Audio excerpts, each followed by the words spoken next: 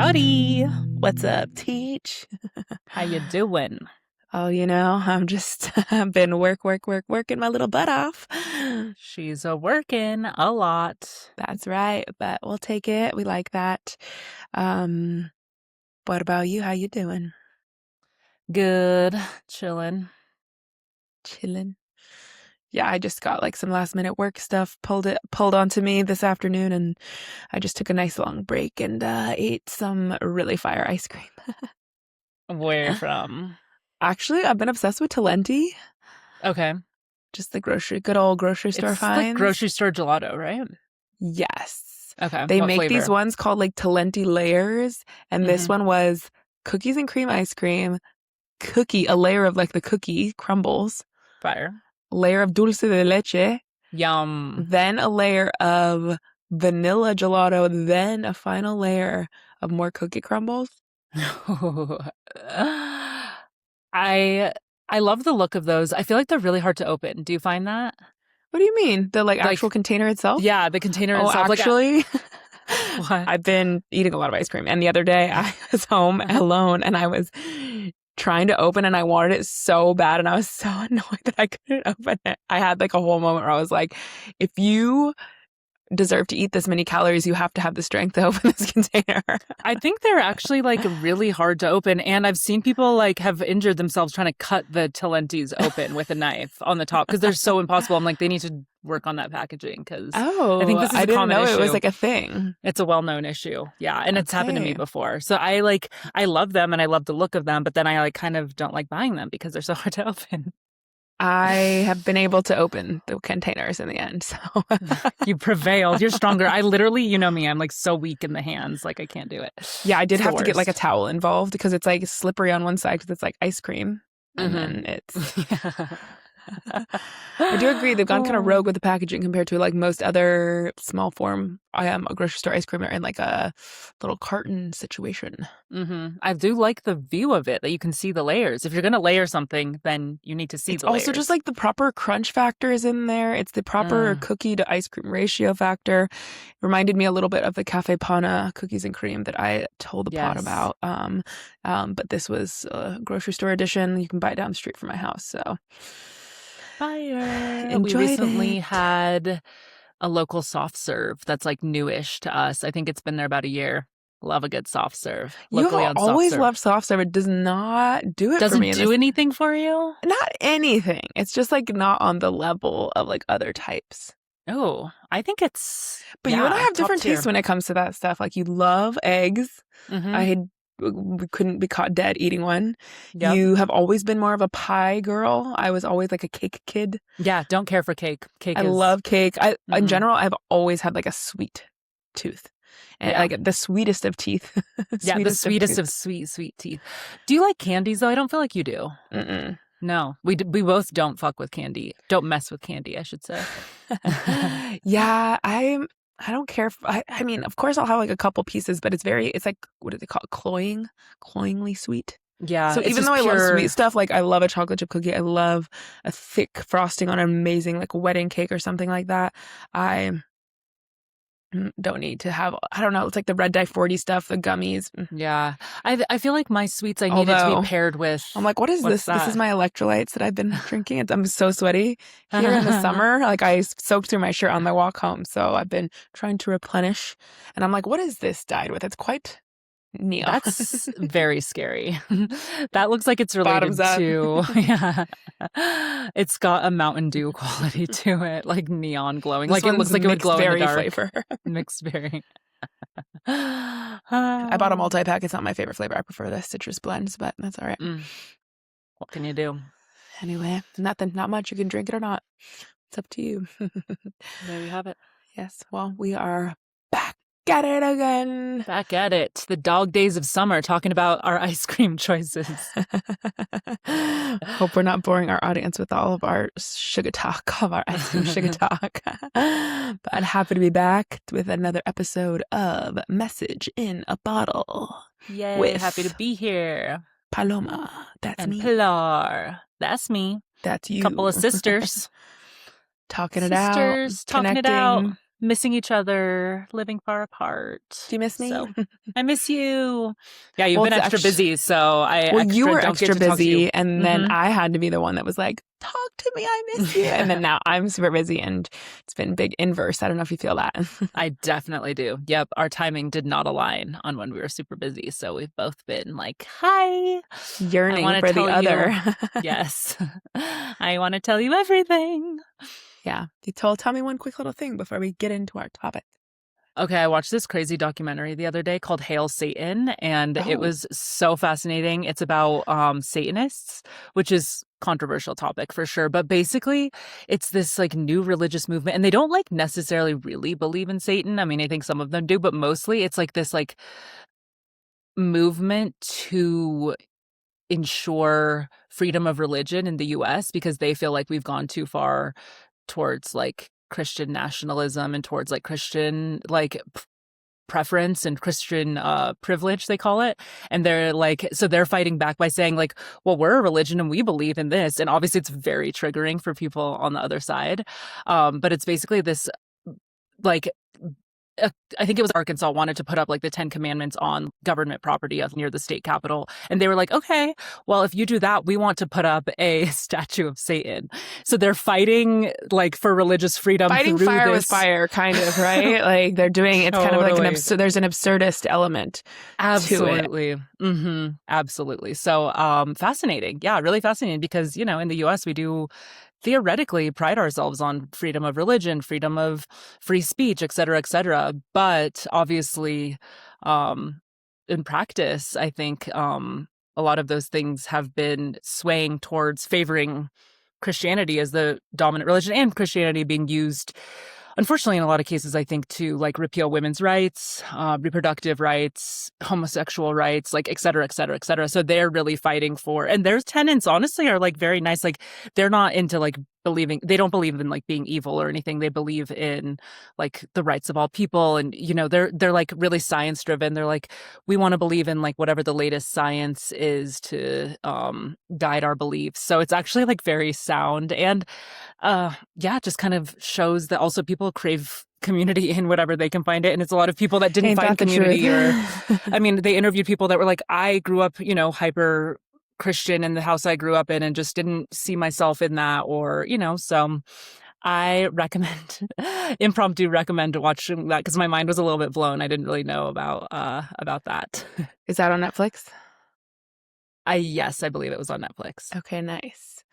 Yeah, I have not had a lot of time for light leisure watches, reads, etc. But I love a documentary. I love like a random lens into a world that you otherwise wouldn't know about. It's such a fascinating way to understand the nuances of modern or past culture. 100%. Yep. Agree. Hard agree. What was it called again? Hail Satan. Yes. Hilarious. Well, good reco to kick us off in some way, shape, or form and tell me about something I haven't heard about before. I thought you were going to mention the other documentary that you think you watched this week that you sent me, but we'll save that as a little teaser for our audience another time. All the docs. I've got all the documentary. She's the docu queen. Docu queen. If there's a decent doc, I've seen it or I want to see it. That's facts. You do consume the docs. Love. Well, shall we go into our not so rapid fire? I would love to. All right. Teach, what is your food fixation? I cannot believe I've not been eating this my whole life. It's so ridiculous. It's spicy mayo. It's literally sriracha mixed with mayo, and it pairs well with everything. It's the best food ever. Like what the could heck? Could be Mexican, could be Asian, could be Cajun. American. Goes with literally everything. I ate it on kind of a taco, like loaded taco potatoes. I ate it with my little sushi roll. I've eaten it with like salads. I mean, mayo is amazing, and I didn't like it a lot, like for a long time growing up. So I think I'm making up for lost time with the spicy mayo. Well, okay. I feel like the reason you haven't had spicy mayo your whole life is because I don't actually think it was that popular. I feel like there was like a surge into the like aioli game, like garlic aioli and spicy aioli and all those things. I think are sauces that have come about in the last 10 to 15. So, you're not that Ah, behind on okay, great. that. Yeah, what is the Provence of spicy mayo? Like when did this enter the chat? Do we know? Do we have a date, a time of birth on Okay, I spicy think of mayo? like the era of like the sushi restaurants that served it on Mm, sushi rolls. And just yeah, in general, the prevalence of sriracha in the American diet, I don't think has been around that long. true. So you're definitely making up for lost time, but you're not that behind the times, is all that to say. And it is fire. And I got sushi the other day, and I always get an extra side of spicy mayo because Yeah. need more, please. Love, Yes. love. Yes. Okay, fire. I'm on board What with that. I is have some in the fridge right now. I'm into it. okay, amazing. We love. I remember spicy ranch also being huge when I was in college. At the local pizza shop, people would get Spicy spicy ranch? ranch. What makes it spicy? I don't know, but it's a reddish tint ranch. I never liked it, but I think it's definitely real, like in the same family as spicy Were mayo. they using what is it called? Buffalo sauce? Oh, could have been. Could have been. Still don't love that. Still don't love that. Blue What is cheese your, dressing? Meh. yeah, no, still not there, but maybe I'll get there. I'm getting very American. I love ranch. I love spicy mayo, and I And love, American football. yep, all of it. You drive your car everywhere you go. America. You guys have a block party on your block for the 4th of July. Mm-hmm. You are American. Yes, you are too, my friend. Many generations in I American. try not to be. No, I'm just kidding. Only in the best ways. Yeah, no, I think America gets such a bad rap, but thank you, World Cup, for Yes. bringing so many people to our country, and thank you, all of our Americans, for doing you and showing all those Europeans a beautiful stadium, a beautiful time, an amazing fried food, Great. a crazy amount of stores that you can buy everything under the sun under one roof. Free refills, Yeah, giant we're portions. Like there's some benefits. proud to be an American. What food are you fixating on lately? I mean, I think I was going to say ice cream, but I've already talked about that a lot. So I've also been obsessed with a sugar snap pea. Love a sugar snap pea. How are you preparing your sugar snap Well, they're peas? kind of, I want to buy more of them. I have so many preparation ideas, but like a fresh couscous salad with like a nice bright dressing, or a green goddess type of a dressing. I love just to like char them and add it onto like some rice with like an Asian format. Having them raw with hummus is something that I've been doing as well. Same. So truly, that's why they're so great. They're versatile. They take 3 minutes to cook, and raw cooked, every format is delightful, delicious. I wish that they sold them more at like the farmers markets and stuff. I haven't seen them yet. Maybe later in the summer, but maybe they don't grow in this climate. I'm not too sure, honestly. Yeah, But they're that's definitely such a summer food. And for me, they're like very nostalgic because I remember picking them in grandma's garden with her. Yeah, me too. So whenever I taste those them, ones were unreal. Yeah. Whenever I like peel them and eat them, or we always ate them raw, like out of the garden. So They're also an interactive food. I love that. There's layers to that. They're very interactive. Love it. Okay, what can you not stop watching? Okay, I've been watching Danielle and Bridget Filong's vlogs. They are twin sisters. I've never heard of them.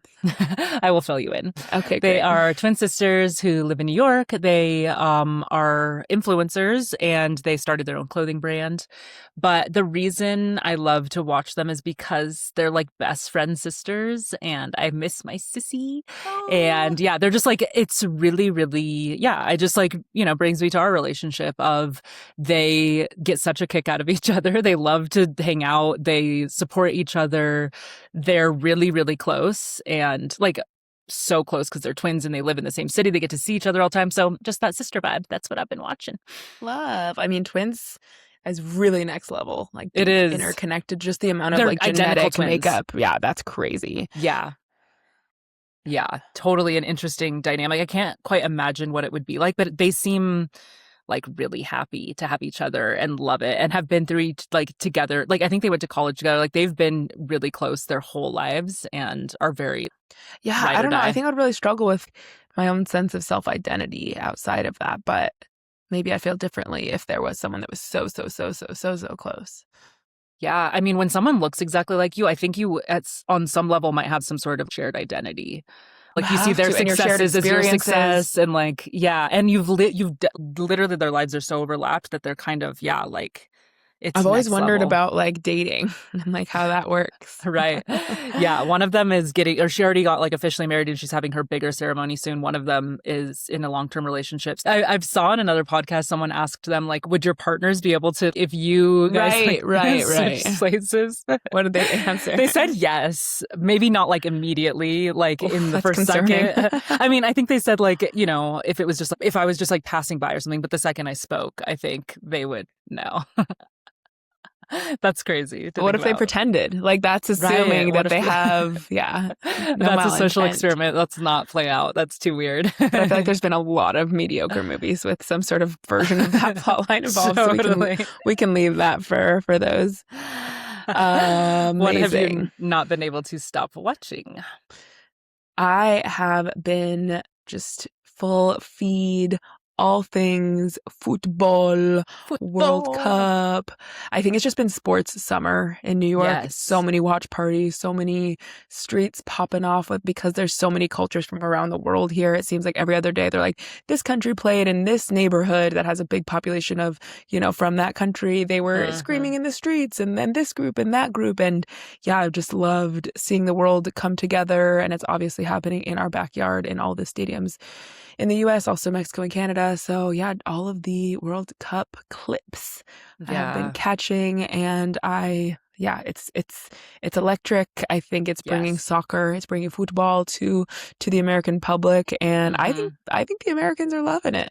We're loving it. They're loving it. I think sports, so we it's love funny. sports. Who doesn't love sports? Get on board. Yeah, I think it's going to continue to grow in popularity here. I mean, I think the team, obviously the women's team has like dominated and done really well, but the men's team I think got further than ever. Is that the true story? Am I telling the truth? Ironically, my feed, maybe because I watch so much content in Spanish, has primarily been focused on a lot more of the Spanish-speaking nations that are in the tournament. Venga España! I saw they just won today. Yeah, I was having some lunch this afternoon, and they had just won. The women who were sat next to me were not thrilled. They wanted Belgium to win. Yes, they did. Well, boo. España. Lo mejor en todo el mundo. Ole! That's who I want to win now. But they have to play France next, and France is very good. Yes, they're a favorite to get to the final and maybe win. So yeah, it's going to be a major one. Yep, exciting. But that's the stage of the tournament. Everything is big. Everything's exciting. Yes, I love it. You know me, electric sports moments. We're so excited. Tomorrow there's 2 games, so yeah, we're definitely going to tune in for those. Love it. So fun. Love. All right, let's move on to trend spotting. What have you been seeing? Like I said, it's the dog days of summer. It's that really, really hot, kind of like lazy summer. And I think the fashion reflects that. Visible tan lines. This is something that you told me was really popular when you were visiting Brazil, but I've seen it more stateside.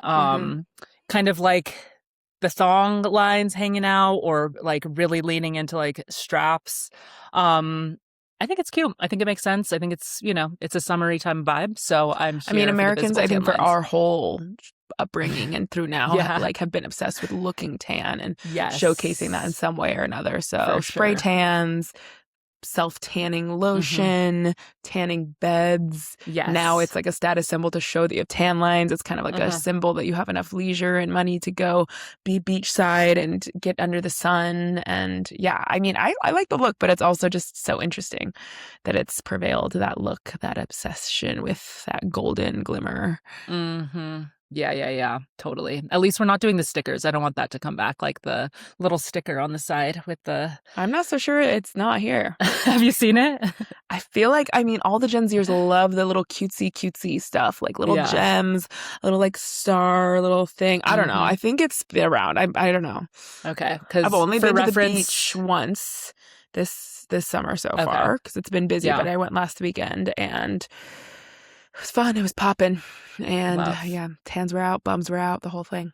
Tans were out. My other one is also related. It's like, those tacky shirts that had like a bikini with like a rockin' bod like printed on it, and you wear it as a cover up. Yes. But those I feel like were like I don't know, middle of the country, kind of like a cheesy It's something you would look. wear to like, yeah, Daytona Beach or something. But I'm seeing them come back in a more elevated way, like kind of like an anthropology take on it. So it's like an elegant little bikini on like a cute little white top, like very like subdued, like just the little bikini on the Just like the top, printed, not like just an the little oversized bikini. that's supposed to be the whole body. I think so. Yeah, I think both, but I think mostly like a cute little shirt that has like like a elegant bikini Okay, printed I on have it. actually feel like I've seen a lot of obsession with emphasizing the bodice in some way, shape, or form. Mm. Saw this woman who has a small brand and she's doing all these like ruching elements on tops, a lot of which also like had little embroidered like triangle bralette Oh, looking embroidery on top of the shirt. So yeah, I cute. definitely think that there's something there with either it be a swimsuit, a bodice, some sort of like emphasis in that area without like having you're not like exposing the skin, but you're like Yes. alluding to the shapes and the curves underneath or something. I enjoy that. Yeah, it's more of the idea of it than the actual just skin. Yeah, it's a mix of whimsy, a mix of yeah, I don't know, something else. Okay, I like that. Hmm. I like that a lot. What are you trend spotting, my little New York researcher, anthropologist? Yes. My eyes and ears on the streets. What are you seeing? Well, it's funny because I get motion sick, so I can't read or text or basically be on something when I'm on the train. So I'm very observant We because love. out of necessity. And yeah, I've been seeing, I would say layers, layers, layers, layers Okay, in every way, shape, or form. I saw some layered bikini bottoms. cute. That was interesting. Literally, to me, could have been maybe one unit, but it looked to Yeah. me like two separate Hmm. bikinis. One was white, one was brown in this instance. So there was a big like color contrast and they were different kind of designs slash shapes. So there was like kind of a, it was like more dynamic, if that makes sense. Hmm. And I saw someone on the train wearing two hats. That's Uh, interesting. It was pretty swaggy, I'm not gonna lie. It didn't look like he had gone to his buddy's house to pick up his hat that he had forgotten there and just didn't want to like carry it and just put it on his Yeah, head. It looked intentional. it was intentional. Double hats. Two, Not, one no, no, no, no. backwards double hats. Okay, cute. Okay, interesting. I mean, Yeah. I think layering is timeless and comes back again and again. I like this iteration with the swimsuits. I think it's really cute. I've seen some in stores and thought about purchasing. I don't know if it was one or two units. It's like the optical illusion. I've also seen a I lot in can't imagine you'd activewear. want two units like No, down. you really wouldn't in practicality, It's already a but lot in that region, you know? yeah, so it's just the illusion. It's the Right. illusion of the Has to one be, coming. must. Yep. Or I've seen a lot of like exposed underwear and stuff that always comes and Definitely. goes. And then yeah, like an activewear, like a double layered sports bra that like maybe it's one unit, but it looks layered, or a tank, kind of yeah, coming back to like a tank with like a t-shirt or something under it, layered. Also, it's having a moment. It really is. We will see what comes for the rest of summer. Summertime passion. Yes. Shall we get into the meat of our sandwich? Nom Or nom. Let's conversational go. sandwich? You ready to nom nom nom? I'm nomming. Dig into Nomming it. at the bit. All right. I would like you to Cue us up. Okay. cue us up on what we're talking about. So this is some stuff that we've been thinking about post our last conversation, which was actually quite some time ago, but it's still on the brain. Um, for anyone who didn't tune in, please go tune in to our last episode. We talked all about the mega intensity of sports, the impact on society, etc. And that led us to a little brief nugget that we're going to dig into today on super fandom. Mm-hmm. So today we're going to talk not just limited to sports fans, but really across the board. We are living in an era where people are obsessed. And it's not new to our generation. I think that there has been super fandom at different levels throughout history. But I think we're living in a moment where it's so intense and it seems like everywhere you look, the intensity is very high. So could be something like Bieber fever, could be something like Swifties. That even the fact that there are names for the people who have that intensity of that fandom. You have just the people who are obsessed and know the little minutia of where they got married, where they were born, what they said in response to being asked about the new person that they're dating on this interview. It's really quite, I don't know, it's immense. And so the conversation here is to get into it, to see like, why does this exist? Is it more intense than in previous moments in history? Have we ever maybe considered ourselves a super fan? Yeah, what does it do to your psyche? How do you connect with others? How does it relate to being a part of a community? So on and so forth. So that is a little bit of the background of where we're going with this. But maybe I will start with a little question for you, Teach. Ready. Okay. I think instead of asking you about you, because I think neither of us have been a super fan. No, I don't think so. Have you known anyone that has been a super fan of something? And if so, what have they been a super fan of? Oh, I'm trying to think of if I've known anyone who's a super fan. I mean, I just, for whatever reason, like my first memories of like people being kind of super fans were like the boy bands of our youth and people having their posters and stuff. I don't know if that's just being a regular fan or a super fan. I guess I did have a boyfriend who was like a super fan of his home team sports. And that was like, because neither of it, like, well, because we didn't grow up with parents who like, you know, birthed us into like a certain sports fandom. This was kind of novel to me. And his well-being was riding on how well these sports teams did. And that was my first exposure to, oh, you're like really letting yourself like, and what does being a super fan really mean? I guess we could get into too. Like, I think it means loving them no matter what. And it's like unconditional fandom is what super fandom feels like to me. What do you think it means to be a super fan? I think it relates to the conversation that we had about a parasocial relationship. There's something really deep. It's like to you, maybe you were saying like the unconditional part. I think that that's certainly an aspect of it, but there's also there's the layer of the level of care. And like you said, like when it comes to like a sports fan, if the team loses, they're devastated. If they win, they're elated. I think there's this weird thing where it's almost like the emotions of that person are put onto the super fan and they carry the weight of that person with them sometimes. Or I don't know, when it comes to, I think of like a musician or someone, the care, like living in New York, it's crazy to hear stories about people who, so apparently Taylor Swift just got married at Madison Square Garden. Yes. And a part of the whole conversation with that was that that venue was chosen because of the heightened level of security that they were able to guarantee with that venue. And people staked out outside of MSG and probably not even that close because obviously they had a lot of it secured off and waited out there for 24 hours or whatever it was, just with the minute hope that they could catch a glimpse of her or find out some secret about her. So I don't know. There's something a bit bizarre about that. I mean, when does super fandom become unhealthy and like stalkerish?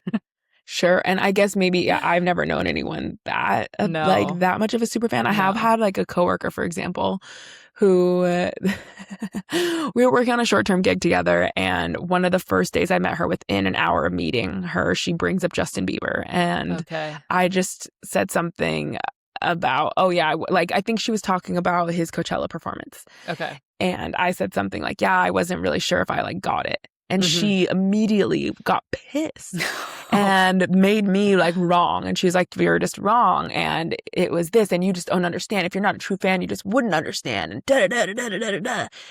And then it was funny because then that conversation ended.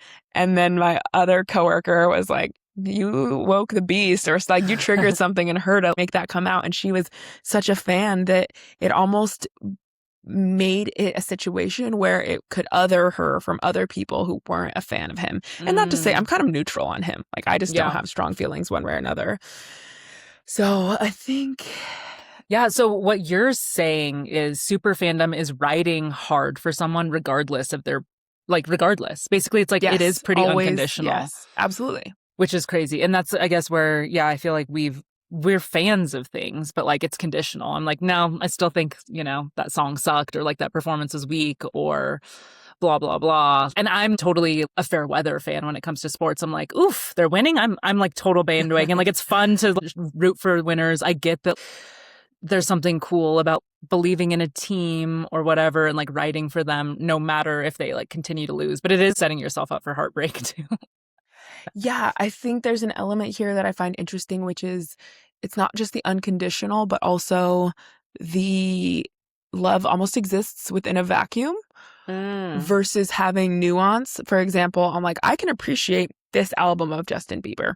That doesn't mean I need to love his belief system or that I need to love every album that he's done or I need to love that whatever collab he did for this whatever fashion line or whatever he's done.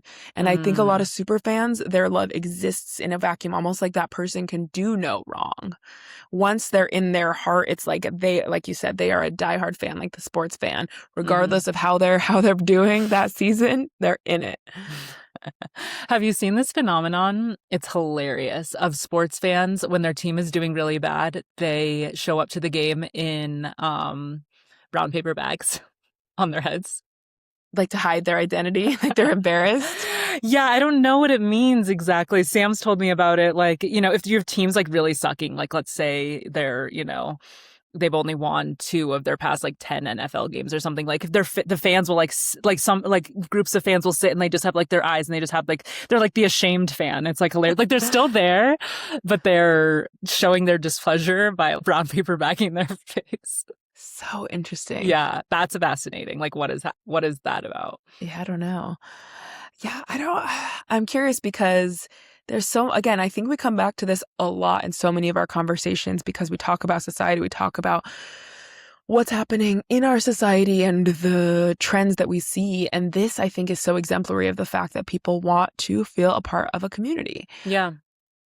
So the super fandom comes because they can start to identify and hang out with people that have some sort of shared interests.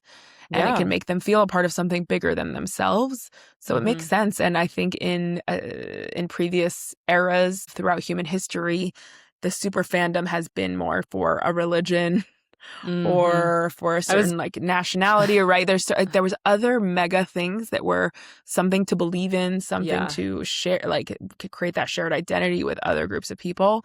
And we don't really have that anymore. And I mean, we've talked about it a little bit when it comes to the World Cup because soccer is the world sport and I've heard so many commentators talk about how in this country, you know, football is religion. Yes. And you sent me this hilarious video of a chapel or a church in Mexico City where they dress the little baby Jesus inside the church in the kit for that match. She has to match with the players and they do a little ceremony and they put the little Jesus in the football kit. Yes, like I was gonna you hit on a point that I really wanted to get into too. Like, how is this related to religion? Because in a lot of ways, it's very much, I mean, it's believing, right? It's believing in something greater than yourself. It's, you know, this institution, like there are definitely some overlap between being a super fan of something and like the relation to world religions and how I think a lot of fandoms come with their own set of beliefs and dress codes. I mean, I think of like ICP, which was huge when we were growing up, and like people that maybe felt outcast in other areas, like they felt a sense of community and there was a certain way they dressed and there was certain beliefs and there's certain, you know, codified language and stuff around being, I think they're called gigolos, being a gigolo and like being part of that community. And juggalo. A juggalo and a juggalette.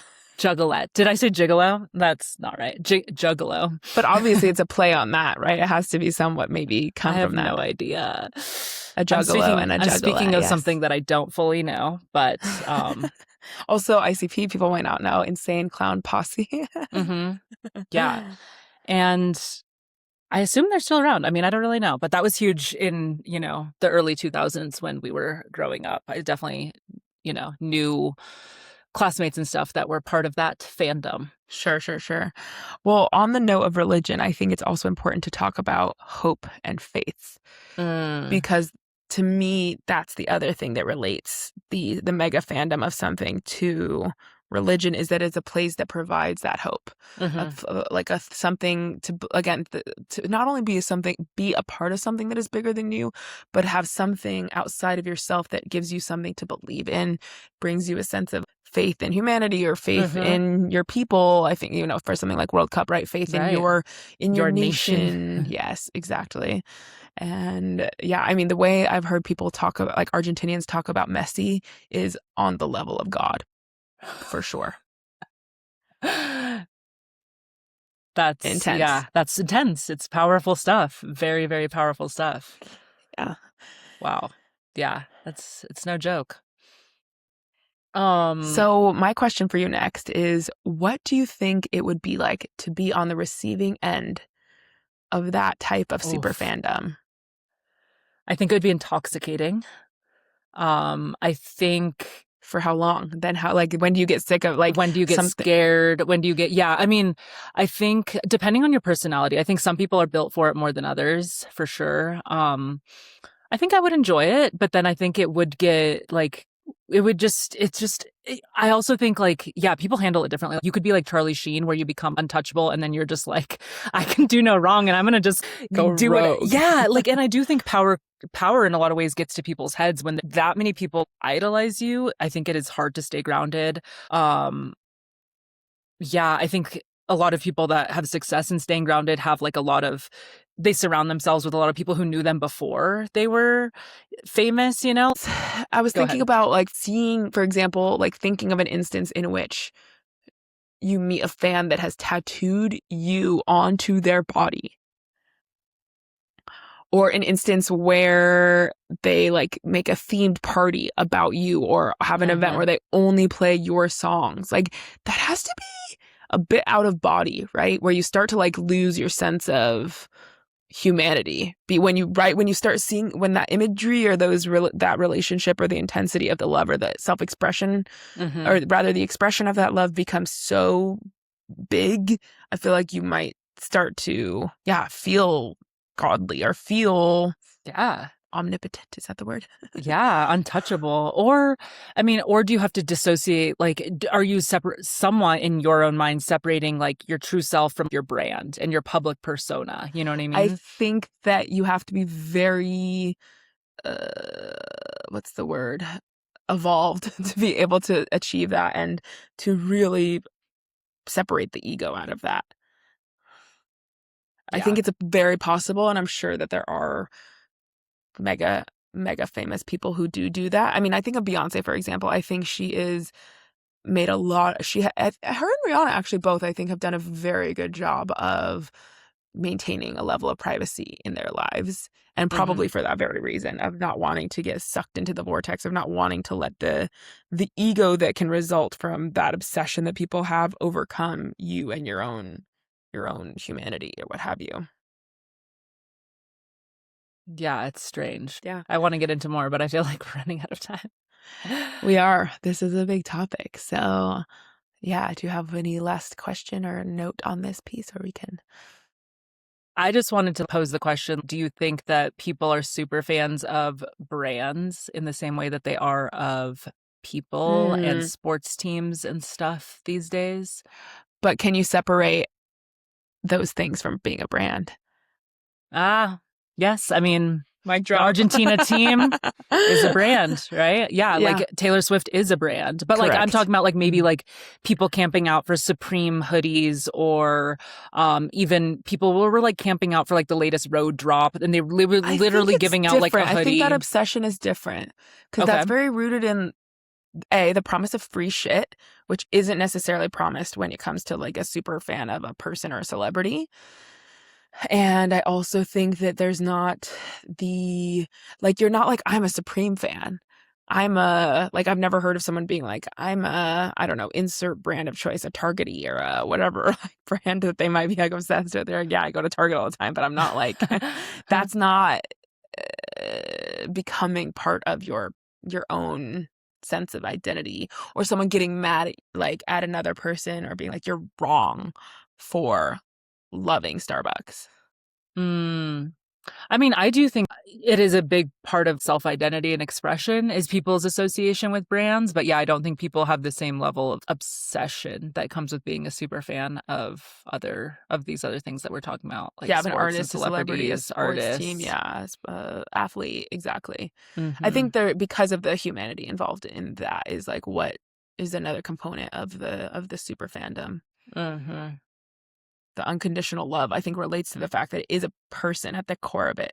Right. Because almost Yeah. like I think that that's the relatability, right? You're like, I love this person because I see something of them in me, or the fact that they grew up in impoverished and was the kid of a single mother. It's the humanity of those people that creates to me the engine for the super fandom because the omnipotence of it. They are a person, but they are godly, versus a brand can never be godly because it's not human, at least in some way, shape, or form. Okay. It's my take. Fair. It's Yeah. my take, but this is a much bigger topic that we could have maybe another part two, or we just leave it at that and let our audience think it through and share. Are you a super fan of who? And how do you think it impacts the world, society at large? Do you agree with us on anything we said? Shout How it does out it in the exist in other comments. cultures? I know in Asia, being a super fan of musical groups is kind of popular. So I don't know. I think that's interesting. So Yeah, let us know. please do.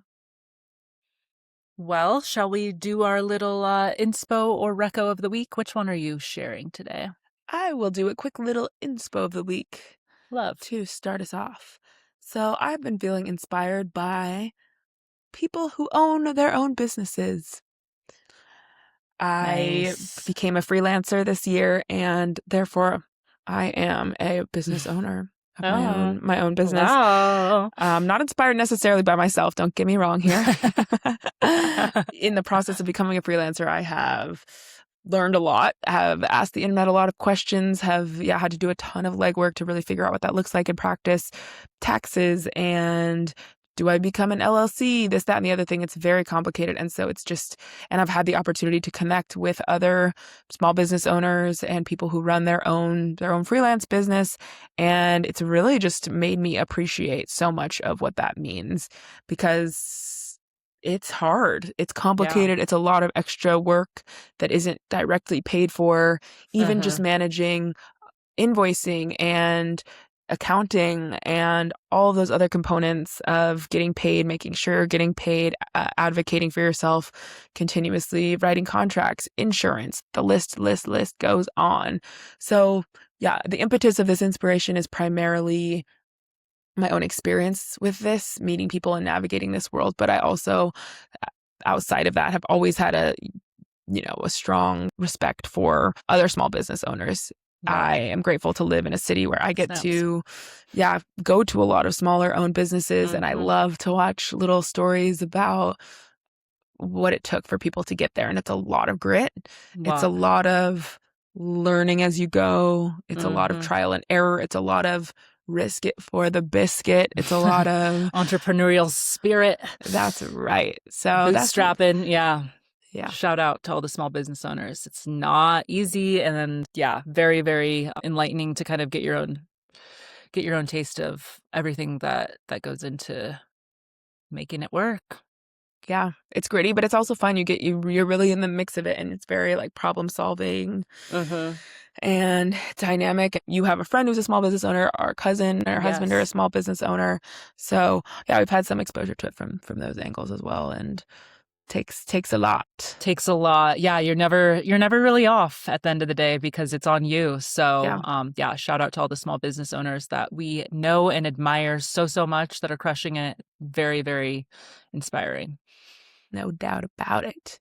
No All doubt, right, no doubt. Teach. What about you? Are you feeling inspired, or are you trying to inspire others with your recommendation? I'm going to recommend a summer read, a Stunning. Little little beach summer read. read, a little beach read. Yes, I read it on the beach last year. It's perfect size for the beach. It's nice and small. It is a book called Bonjour Tristesse. It was written by an 18-year-old in 1954, Francois Sagan.